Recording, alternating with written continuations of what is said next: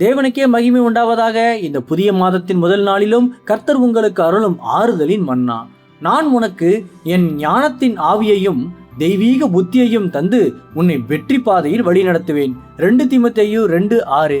கர்த்தர் எல்லா காரியங்களிலும் உனக்கு புத்தியை தந்தருளுவார்.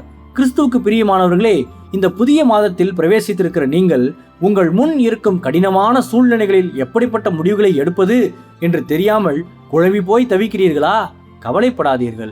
உன்னதமான கர்த்தர் தாமே இந்த மாதம் முழுவதும் எல்லா காரியங்களிலும் உங்களுக்கு தேவையான மெய்யான புத்தியை தந்தருளி உங்களை ஆச்சரியமாக வழிநடத்த போகிறார்.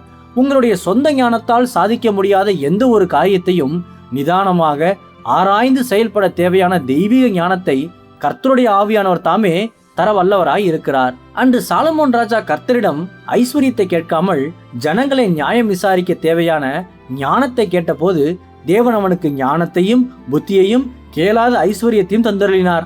ஆகையால் இன்று முதல் உங்கள் சுய ஞானத்தை நம்புவதை முற்றிலுமாக கைவிட்டுவிட்டு முழு மனதோடு எப்பொழுதும் கர்த்தரை சார்ந்து கொள்ளுங்கள். அப்போது அவர் உங்களுக்கு தமது ஞானத்தின் ஆவியால் நிரப்பி தெய்வீக புத்தியை தந்து உங்கள் காரியங்கள் அனைத்தையும் வாய்க்கச் செய்து இந்த மாதம் முழுவதும் உங்களை நிறைவாக ஆசீர்வதித்து வெற்றி பாதையில் வழிநடத்துவார். கர்த்தர் தாமே இந்த வார்த்தைகள் மூலமாக இன்று உங்களை ஆறுதல் படுத்தி ஆசீர்வதிப்பாராக.